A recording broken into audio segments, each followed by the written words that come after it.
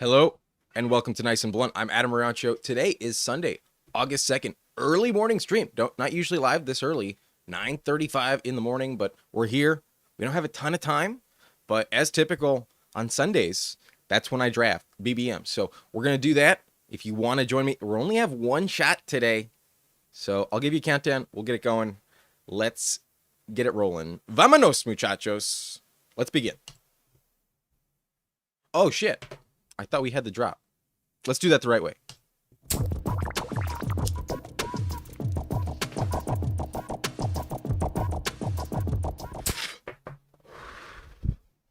There it is. There it is. All right, let's bring in the chat real quick. Let me get that set up. Very impromptu stream. So we got Hallie Lion with our first comment. What's up, brother? From Bayou to Blunt. Let's go. You know, the one thing I kind of wish I could catch Bayou a little bit more if I woke up early. So great to hear our boy Bayou is streaming this morning.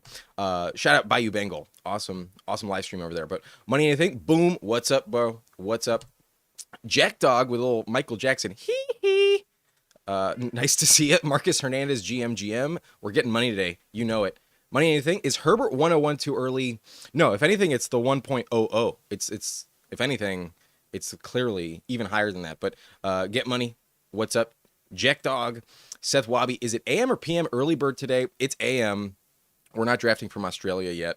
Maybe one day, but not today. But Barry Picks, nice to see you. Happy Sunday, fellas. And Scott checking in. Good morning to you as well. All right. Thanks, everyone, for coming in. We're going to draft a BBM. And like I said, I will give you a countdown if you want to join me. We are drafting in 10, 9, 8, 7, 6, 5, 4, 3, 2, 1.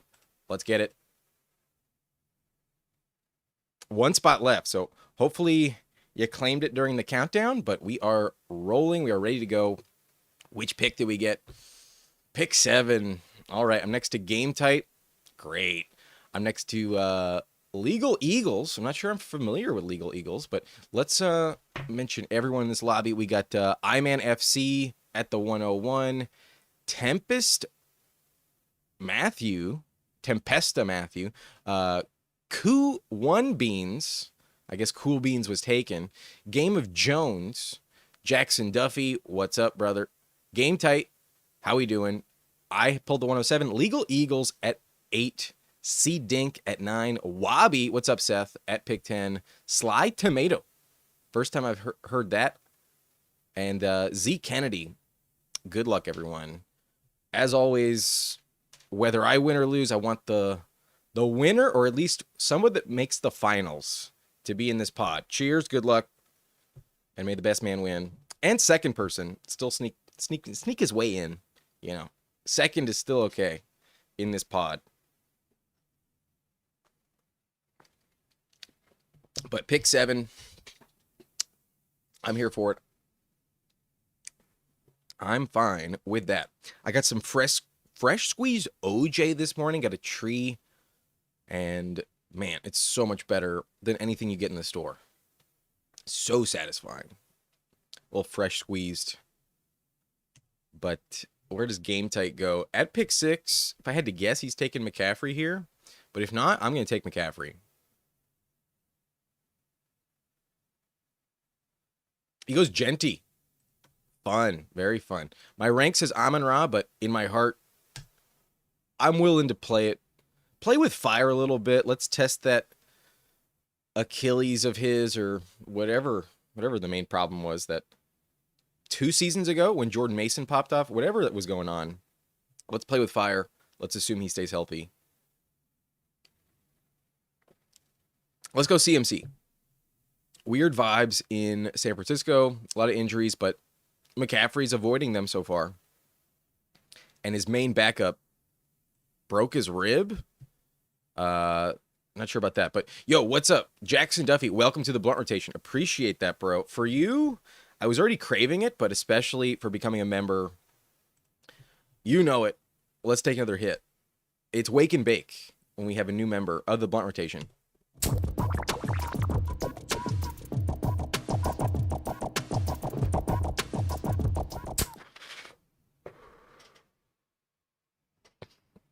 What's nice about this bowl is that I packed it last night. What's not It's nice to just pack it at night, take a hit, only have about like half of it, just one before you go to bed, and then when you wake up, you don't have to pack it again.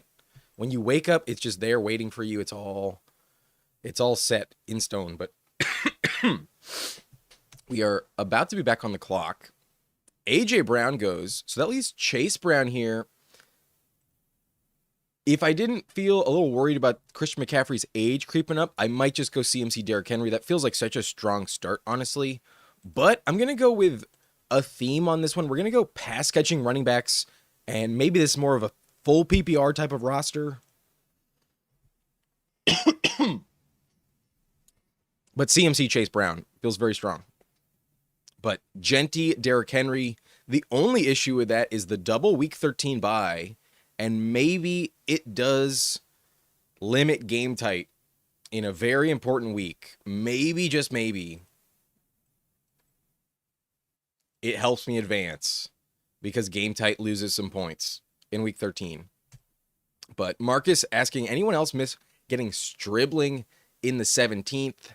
I definitely missed it. I didn't draft him a ton when he was that cheap. I kind of didn't really believe he was worth that. Like, I see the Niners as like a team that drafts for the future. Sometimes their rookies really pay off instantly. Most of the time it takes a minute, and I did kind of bite the cheese on Ricky Pearsall. So I definitely miss it. I would have liked to get more in the 17th, but so it goes. You make a stance, you think you have an edge. Things don't always go your way. You win some, you lose some.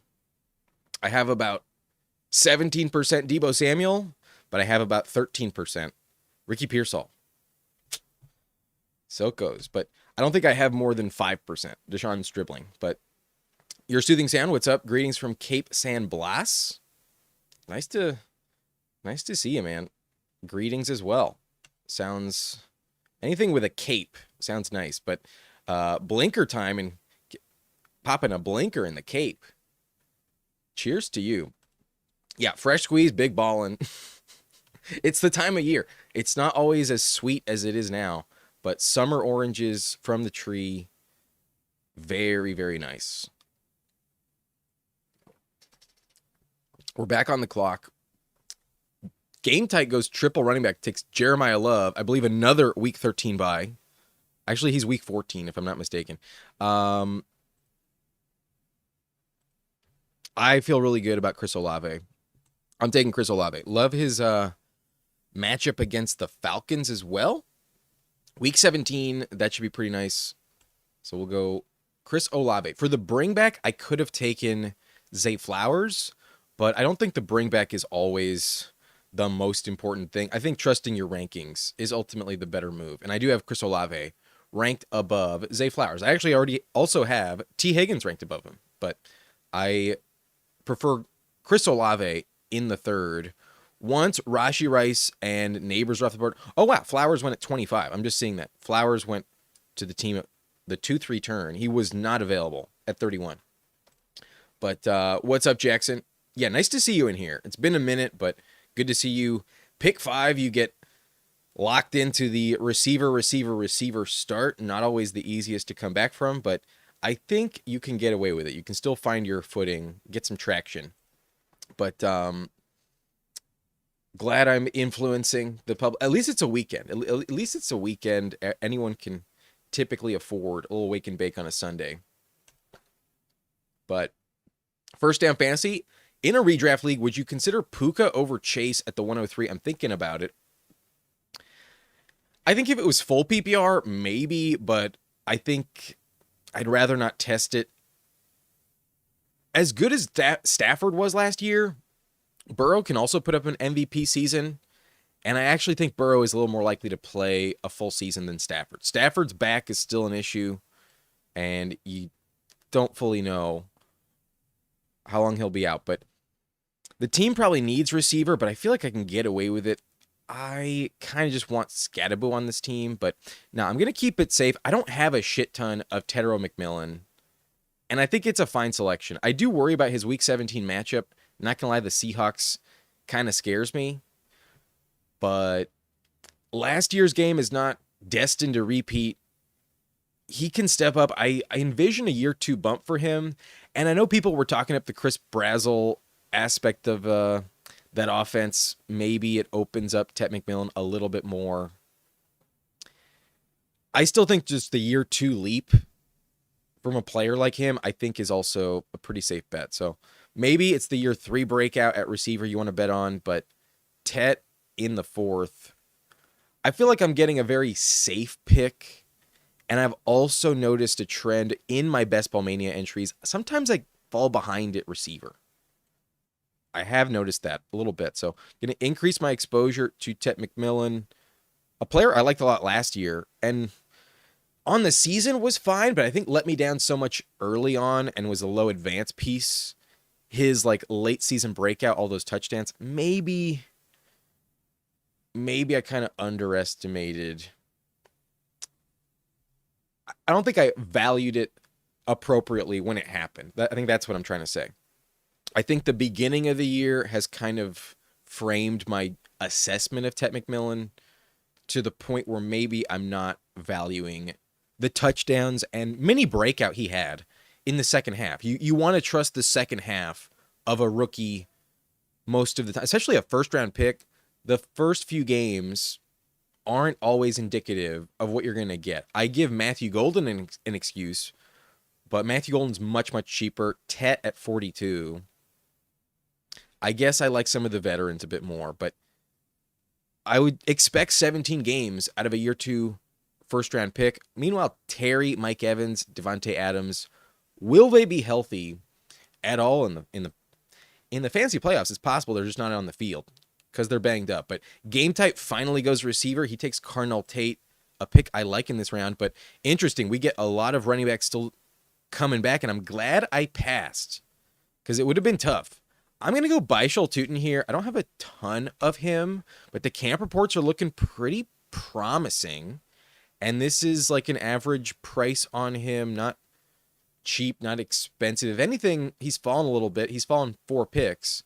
So for him to come back around, I will grab it. And I think in hindsight, that Tetero McMillan pick was the correct choice. Receiver in the 4th with Tootin still here at 55, I think was the correct choice. A little surprised that Cool Beans with an asterisk has not taken a running back. Good values here in the 5th. And then Game of Jones, only trusting Breece Hall. That's a little bold. Not going to lie. Only trusting Breece Hall. Don't love it. But let me catch up with the chat. We got Austin. Just tuned in. This is your first draft. It is. And apologies if you wanted to hop into the next one. It will be my final draft. I am not drafting 2 teams today. Only one BBM. But yeah, a morning treat. How we doing, Bukowski? I'm doing well, enjoying this fresh squeezed orange juice. We got CMC, Chase Brown, Baishal Tootin at running back, Chris Olave, and Tet McMillan. So far, the bringbacks are a little lacking, but I don't mind it. I do not mind it. A-Rod grabbed 30% Debo in the 160s. Nice. Very nice. I have, like I said, 17% of Debo, basically, and that was like a total of 42 teams. Like, I think 45 different teams back when he was super cheap. I will miss that. But what's up, Disbanded? Best ball on call. Number 10, like, appreciate you. Appreciate you. I'm well behind. Here,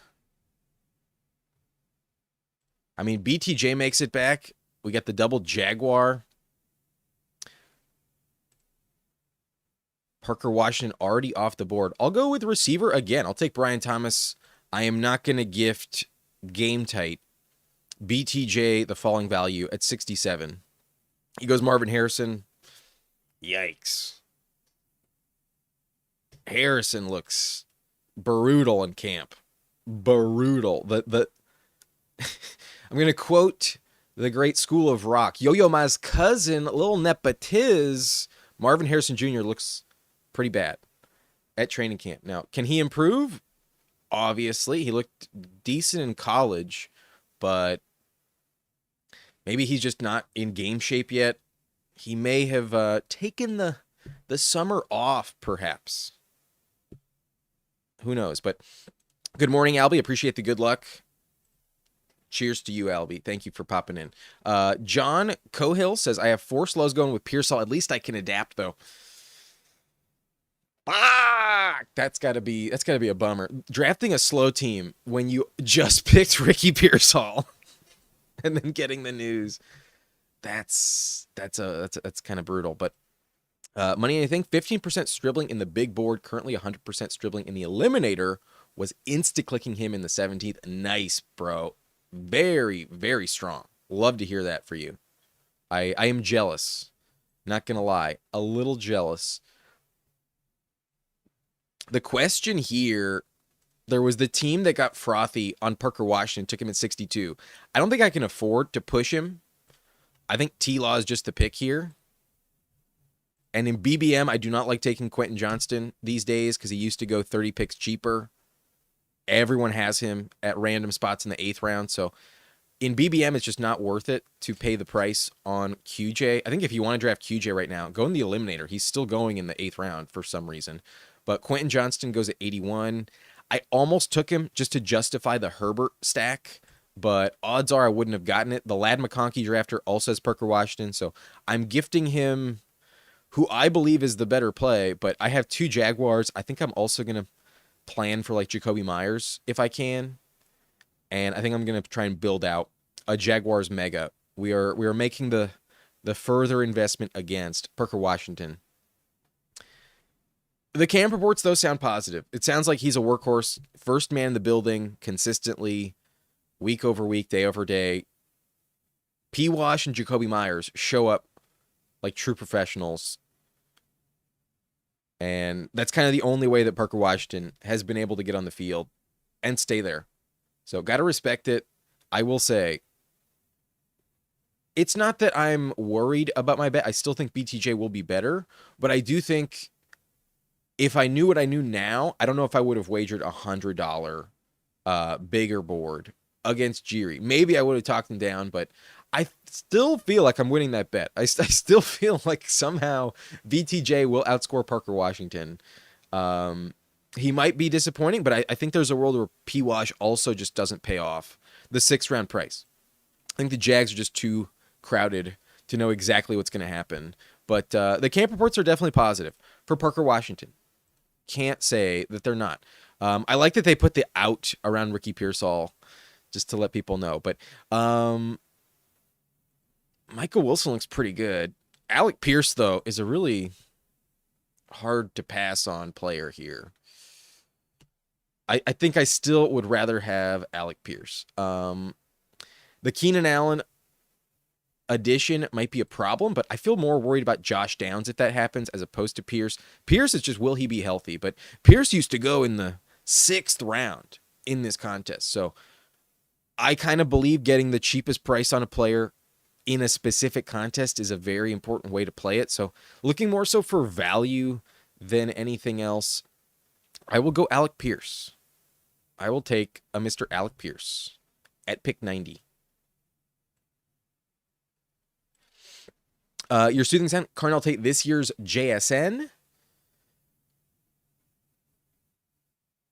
I don't know if I'm willing to go that far. JSN was pretty bad as rookie season. Like, if you want to go back to his JSN's rookie year, maybe. I think he'll be much better than that. I'm not willing to go as far as Neighbors, but there's a lot of different outcomes with Carnell Tate. He could be elite for volume purposes. I think that's possible. I don't think 9+ targets per game for Carnell Tate is unreasonable to predict. However, it's still the Titans, and touchdowns I think are a problem. That offensive line just doesn't give me enough confidence. So I will say no. But am I willing to reach on him like Game Tight did at pick 54? Yes. I think it's a perfectly fine pick to make at 54. Him versus DJ Moore, him versus Christian Watson, him versus Roma Dunze. I think you can put him against any of them. Honestly, I think he could be just as good as Tedero McMillan was last year. And we drafted Tet in the 4th round. I think this year's Tet McMillan is the call on Carnell Tate. 1,000 yards, maybe 7 touchdowns, but that's the maximum. I think touchdowns are going to be a problem. You're going to wish for a better offense with more touchdown upside regarding Carnell Tate. But GM Kenny the Jet, how we doing? We're getting money today. I think this team is coming out strong. We got the massive Trevor Lawrence bet. He's a dark horse for MVP. I like this team so far. But Travis Hunter looking damn good. Not at this price, not at 103, I'll tell you that. But who was? Carnell Tate? Who knows? Mahomes is still here. Damn. And Xavier Worthy. Well, I'm not going to get Worthy to come back, but I could just go with Kelsey. This is a pretty good price on Mahomes.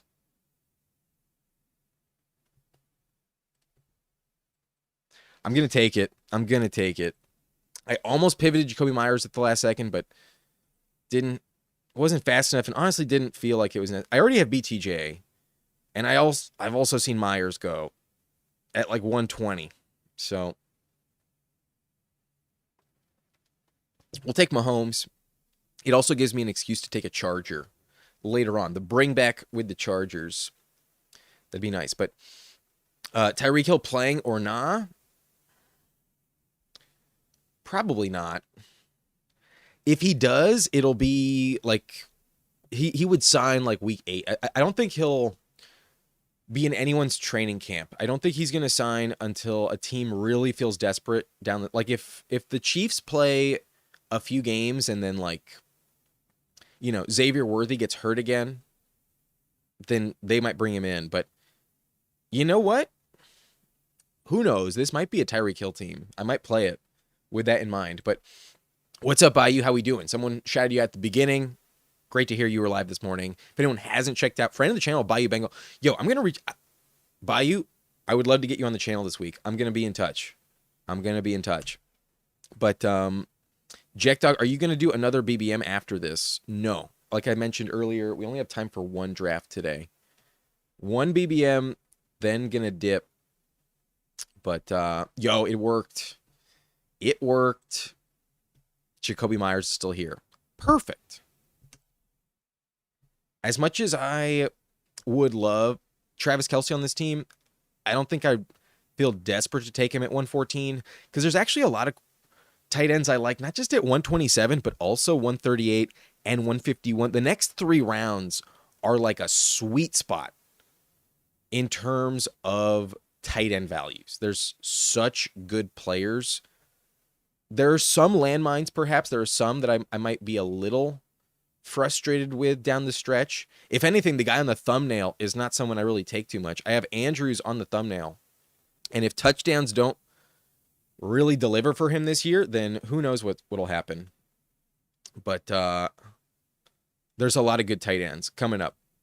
We also have multiple stacks still on the board. Patrick, 544. In a PPR keeper league where keepers are first 3 draft picks, I have Gibbs and CD. Should my 3rd round keeper be Igbuka or Scatabo? Thank you. In a full PPR keeper league, as much as I love Scatabo, I think in full PPR, I give the edge to the wide receiver. And although Igbuka did get hurt, he also played through injury last season. So his toughness is not a question. I think, typically speaking, in a keeper format, you kind of lean more dynasty. And with factoring in PPR, I think you can get Scatabo in the 4th round. So I would stick with the consensus ADP, at least here on Underdog, where running back's already expensive. Scatabo is going in the 4th, Igbuka is going in the 3rd, and it's half PPR. So this year, I think Igbuka has more ADP value.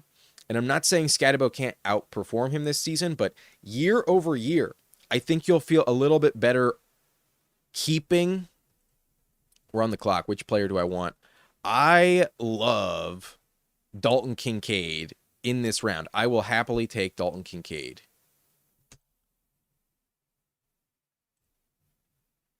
One of my favorite tight ends to draft, no doubt. Honestly, likely over Kincaid is pretty shocking to me. But like I was saying, Egbuka is a first-round pick selected by the Tampa Bay Buccaneers. When you look at the Tampa Bay Buccaneers wide receiver one, historically, it is a very valuable player, and Godwin won't always be there.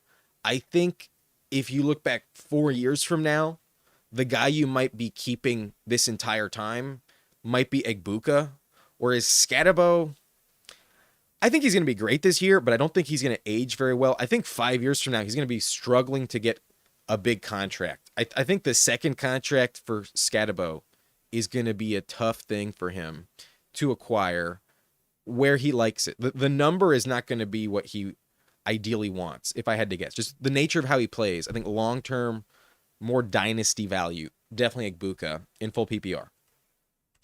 But Noah, he has Ladd. He would have pushed him. I'm not so convinced. I'm not so convinced. He also took Parker Washington at 62 above BTJ. The way it played out, I have no problem there. I didn't need running back. QJ, like I said, is too expensive. Every other receiver that went between my T-Law and Alec Pierce pick, none of them I think are more valuable than Alec Pierce, overwhelmingly. Here, I'm going to get a bring back. I'm going to go Chigo Okonkwo. I already have 3 Jaguars, BTJ, Jacoby Myers. I'm going to pass on Travis Hunter, see if I can get a really... Oh, wow. Tyler Shuck is still here? You know what? Never mind. Shout out Bayou Bengal. Is this the best price you've ever seen on Tyler Shuck? 138 is the lowest I've ever seen. And I just remembered I have Chris Olave. Just remembered I have Chris Olave. That's kind of important. But money anything, I have an earlier team with Tootin, P-Wash. Reached 7 picks for T-Law in the 7th. That was the right move, in my opinion. Yeah, T-Law, Justin Herbert, I think are 2 players that are just very strong round 7 picks. And because the ADP just doesn't really recognize it, you can sometimes get them at a really good price in the 8th. I've definitely seen Trevor Lawrence at like pick 98, 100, 102 even. But him versus Caleb Williams, I could see him outscore Caleb Williams this year. I think he'll be healthier than Jaden Daniels. I think he'll be probably healthier than Joe Burrow. I think he can outscore Jalen Hurts, honestly. I think in a perfect season for Trevor Lawrence, year 2 with Liam Cohen definitely sounds like it's possible. Trevor Lawrence could be the MVP. What's up, Jamie? Bonjour to you as well. Seth Wabi, I'm with you. It's been hard, LOL, but I've been clicking more Washington over BTJ. I don't know if I'm willing to do that. I still have a bet going with Jiri that I believe I will still win. So I don't know if I'm willing to do that. But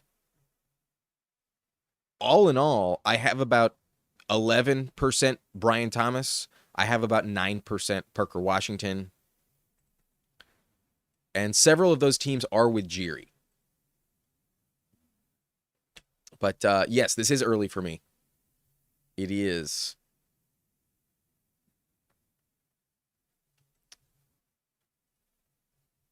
Ricky Pearsall's still here, but I could just build out this mega stack with Brenton Strange. I think I'm going to do that. Oh, wow. Stribling's available. At 151, ADP 1. Do I just take Stribling?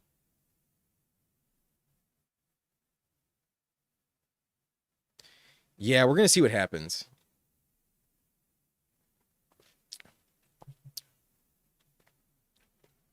I don't have much Stribling. Wide receiver 6 by round 13. In BBM, like I said, sometimes I fall behind. I'm definitely not falling behind on this team.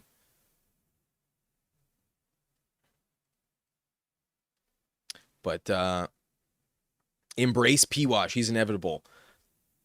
I have my shares of P-Wash. I have an appropriate level of investment on P-Wash. Some say I need more. Some would double it or even triple it. I'm fine. I think P-Wash will earn me a free bigger board with Jiri Football next year. I believe I will be splitting a bigger board. In terms of profit, the buy-in, though, I believe Jiri will be paying the full bill. I don't think I... Oh, wait. No, Brenton Strange is still here. Yo. We've made some good picks. Pick 7 has been good to me, honestly. The returning falling value on this team. Tyler Shuck at 138. I'm sure Bayou's happy about that. Yeah, I'll be in touch, Bayou. I'm gonna text you later today. We'll set something up for sure. Excited. But money, anything? You only took Mahomes so you can stack him with Cyrus Allen, didn't you? Don't. Shh. T. Harris. I don't know if I'm taking Trey Harris on this team. I have a lot of Trey Harris already. Maybe an Oronde Gadsden had he fallen at 162. I thought about maybe Gadsden, but we'll see. Thoughts on Diggs this season? I think you should have been taking him. Should have been taking him all along. I'm not sure when he signs he will be worth the price. I could see him move up to... Where did Debo go? Debo went 142. I would imagine Diggs goes around Matthew Golden pretty soon. That I'm a little worried about. He could go right next to like Michael Pittman. As long as he's in Washington, I think it's probably fine. But I think you need to factor in like how many other teams you're drafting against. Like in BBM, I wouldn't chase him up the board because there's so many people that had him, not just in the 130s, but like almost 150. He's opened the contest to like 155. He was a 13th round pick for a long time. So I think draft him in redraft for sure. I'm a little worried about his age, but last year he stayed fully healthy off the ACL. He could be just as good, if not better. And usually he needs a new team to play well. When he lingers around, he kind of wears out his stay in the locker room. There's that notorious interview about who you don't want to date your sister, and everyone says Diggs. So keep that in mind. But I might just go running back here. There's not that many left I like, but the upside with Brian Robinson is pretty sweet. I have 3 running backs I already feel pretty good about, but getting back in feels like a strong play. I like Brian Robinson. I think he's always been a good pick. The Falcons don't have many weapons. They will still run the ball quite a lot. But I think Diggs will be a good pick for everyone who took him in the 12th round. I think he's going to be an excellent pick. When he's round 10, round 9, I would probably not take him as much.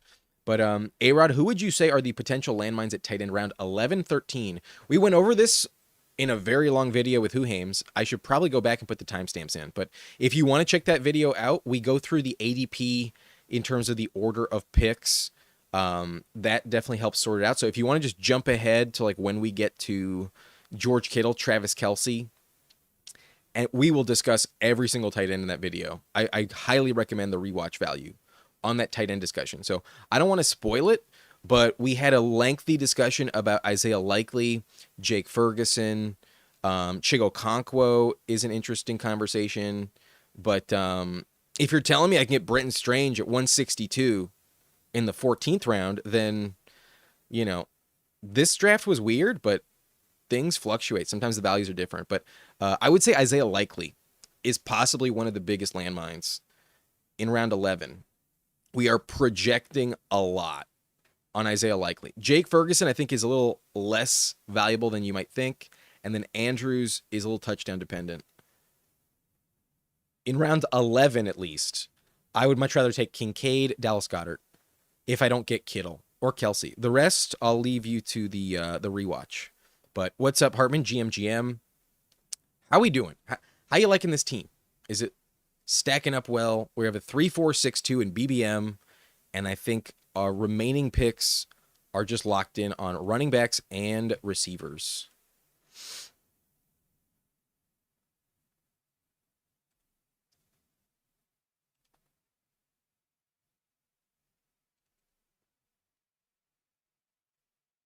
I'm going to take Sean Tucker, actually. Almost went Jaden Blue, but pulled it back. Going Sean Tucker, that goal line role is really up for grabs. Juwan Johnson, next pick. We could have done that, but like I said, we almost forgot that I even had Chris Olave. I already have that stack, so it wasn't super critical to put Juwan Johnson on this team. It would have been nice if he was there at 162, but we get Strange instead, so it all worked out for the best. It all worked out for the best. Dodged a week 7 bye by not drafting Chig. Yeah, there we go. Oh, shit. I have Kincaid and Strange. I do have the week 7 problem. Oh, damn. I might need that third tight end. All right. Seth Wabi. The Jag stack is pretty sweet. You can get it done with it like so many different combos too. It does feel pretty valuable. Montgomery worth around the 37-40 range. I think in whatchamacallit, the Eliminator for sure. I love his early season schedule. I think where he goes is appropriate because I'm not totally convinced he outscores Byshel Tootin or Travion Henderson or DeAndre Swift. I think he goes in the right range. But if you like him the most and you want to pull him up, I don't think it's crazy. I don't think it's insane. But I think in the Eliminator, that's the only contest where that happens. I think that's the only range I want to do it in, personally. But what's up, Pepper Tony? Fimpst, how we doing? And Money Anything tipped me off. At least tipped off the chat. Cyrus Allen, come on down. Come on down. It sounds like he's going to be okay. Diagnosed with a shin bruise. Oh, no. Shin bruise is not enough for me to panic. Let's go Cyrus Allen. Let's get that Mahomes stack. We needed some correlation. Let's remind you the full team. We have Trevor Lawrence, Patrick Mahomes, Tyler Shuck at 138. Got all of the value back that we missed on T-Law by picking him, 6 picks above ADP? 6 picks early on T-Law when you have to wait 10. Who gives a shit? We got Mahomes, 9 picks past ADP, stacked with Cyrus Allen, looking like the truth in training camp, apparently. And then Tyler Shuck at 138 with Chris Olave. Fuck yeah. Running back, Christian McCaffrey, Chase Brown, Byshel Tootin, Brian Robinson, and Sean Tucker. Really loaded. Love my running back room. And then wide receiver has Chris Olave, Ted McMillan, Brian Thomas, Alec Pierce, Jacoby Myers, Dejon Stribling, and Cyrus Allen. A couple rookies on this team, but exciting ones. And then I do feel like it's balanced enough up top where like my top 5 are pretty good. I think I can stop with 7. I think I do need that third tight end, honestly. Just because Kincaid and Strange are both week 7. I don't care that much. I could get my Chargers bring back with Njoku. I could force one of those clicks on this one. I could go Charlie Kolar. What if this is a Kolar Bear team? What if we go Charlie Kolar? What if we capitulate to the Sims and go Charlie Kolar? But I could take Ricky Pearsall. Ricky Pearsall. Pick 210. Oh, it's only my ranking. That's what it is. Okay, it's the ranking. I don't think I want any of these. I think I'm going to eat the 0 at tight end. I think I will. Katron's still here. The fat man? That's hard to pass on. I could go Kimani Vidal.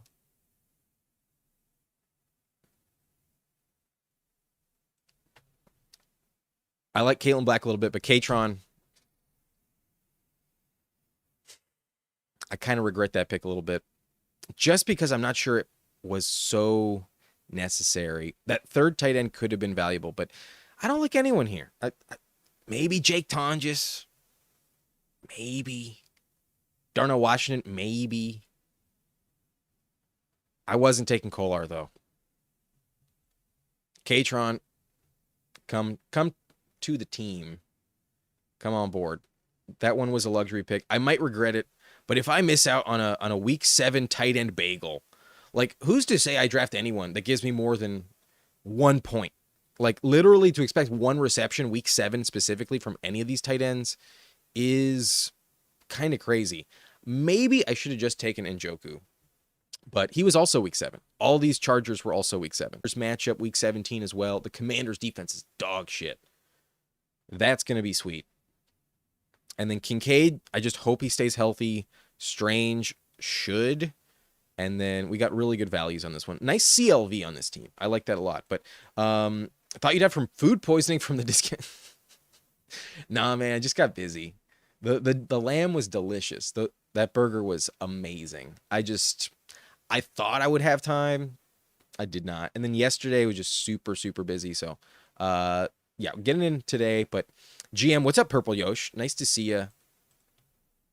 What's up? The winner of the Eliminator is in the house. What's up, Purple Yosh? Bo says I've only got a few dig shares. I took him a lot. I have quite a lot of digs. I've taken him all over the board. Once he finally signs and his final ADP is established, I'm probably going to stop taking him unless stacked up with the appropriate quarterback. But Kevin, I have a robust running back bust this year. That's funny. That would kill so many teams. But I think because you have to spend so much on it, it is, I think, the right play. 3 in the first 5 feels really strong. But 3 by round like 8 or 9, also pretty sweet. There's some good options in the 9th and 10th round, but I think the handcuffs are so valuable this year. They're really cheap. Pepper Tony, it would take like 4+ major injuries for robust RB to bust. Unlikely back of the draft stronger this year, in his opinion. Yeah, those right side of the board picks are really good with double RB, Genty and Hampton, my favorite way to start. But there will be some injuries, but last year there weren't that many. Other than like Isaiah Pacheco, there weren't that many.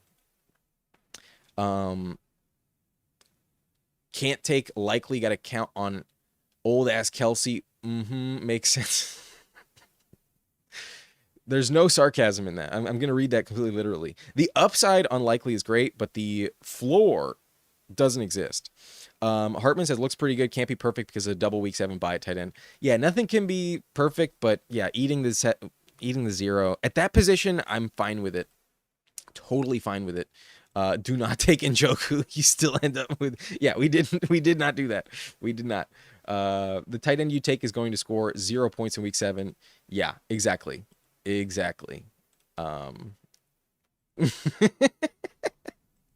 I was not reading the chat. I did not read the chat. I thought about it, but I did not have Burrow, so I didn't do it.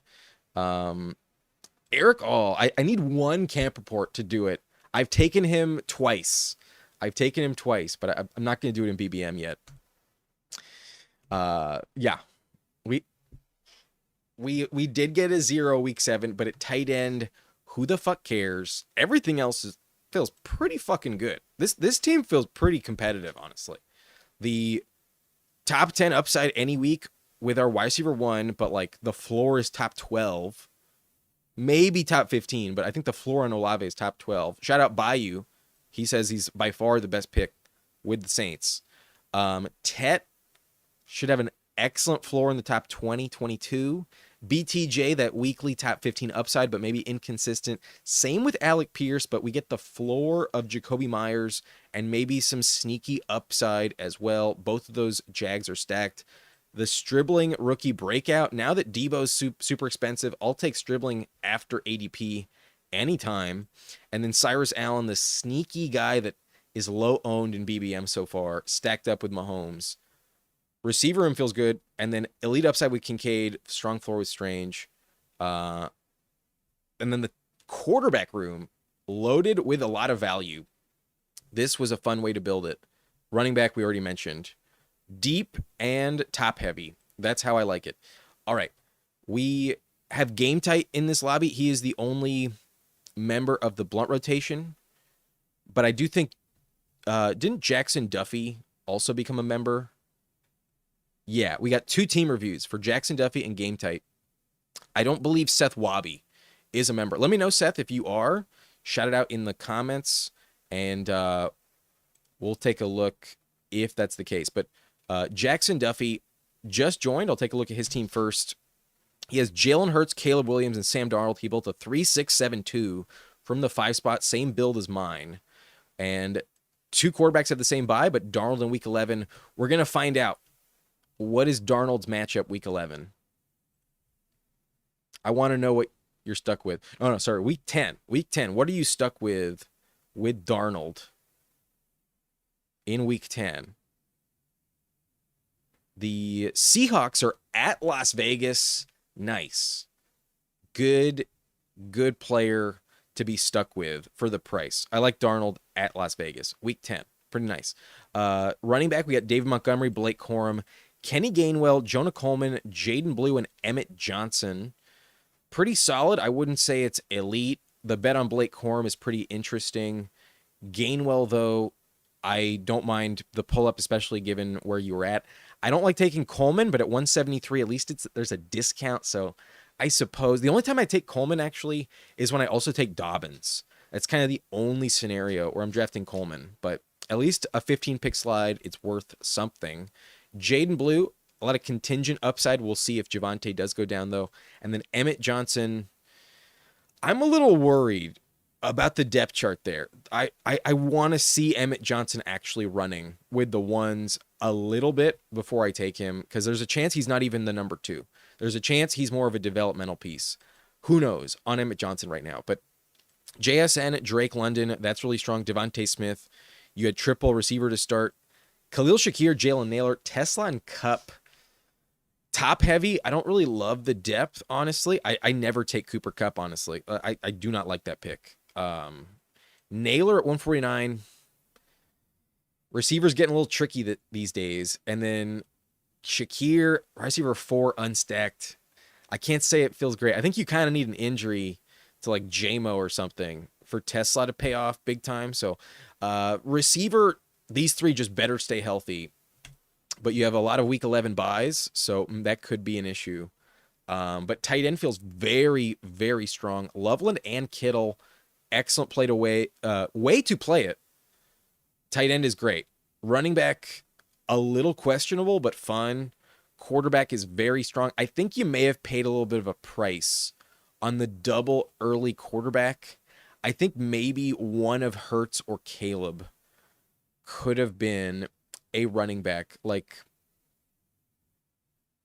I think if you just got another running back you like, Caleb with Loveland, and then maybe I might trust this team a little bit more. But obviously the double stack with Devontae Smith and Loveland made plenty of sense as well.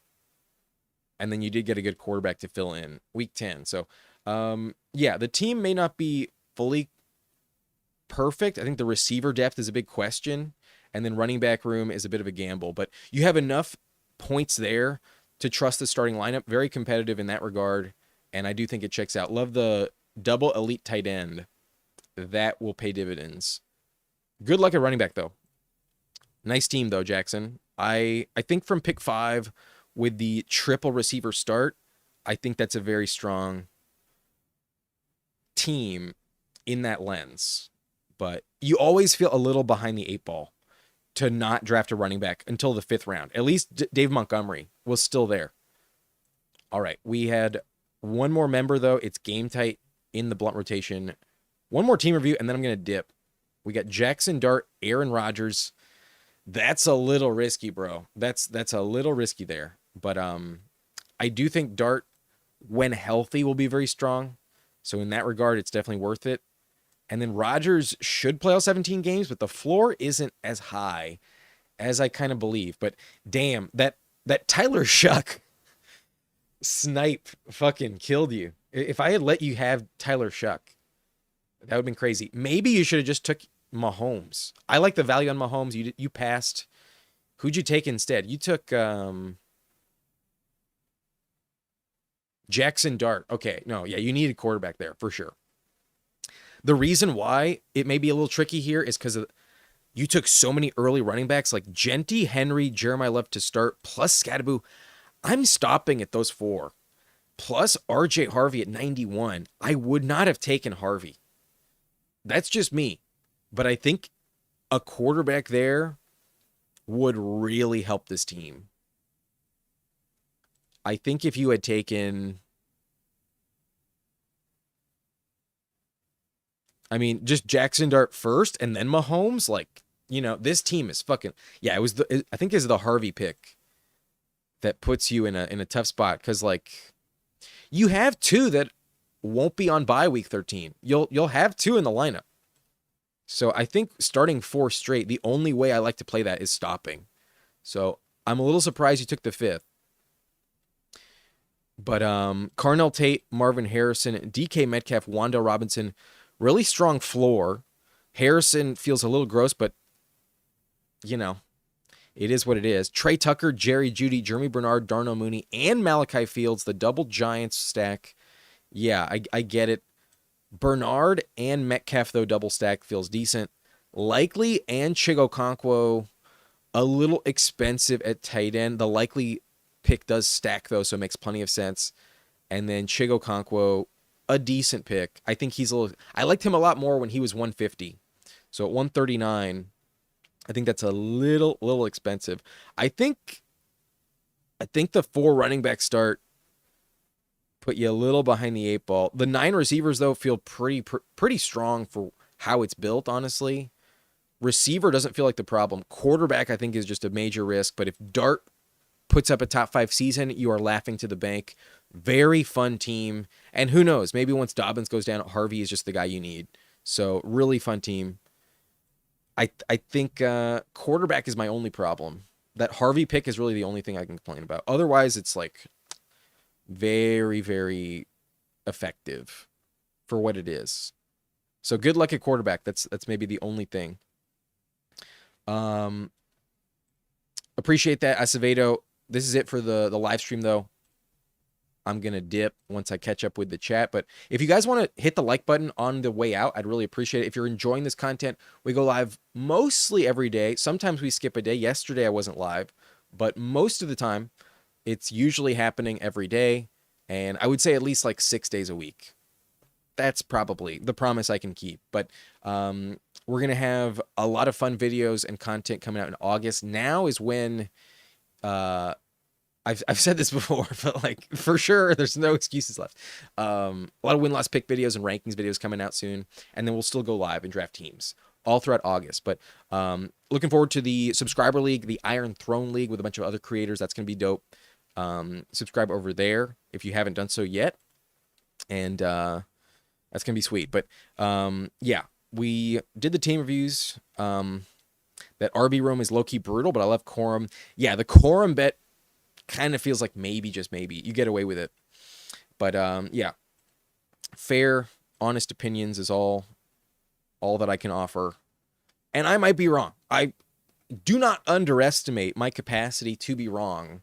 And that applies with anyone that's making content. We all miss on some things, but collectively, we all have some strong takes that do hit. But yeah, 3 strong quarterbacks, man, I kind of had to punt at running back. The early 6, 7 round quarterbacks usually is what happens. But DeMercado probably going to be the number 2 in Kansas City. I think it's completely up for grabs. Right now.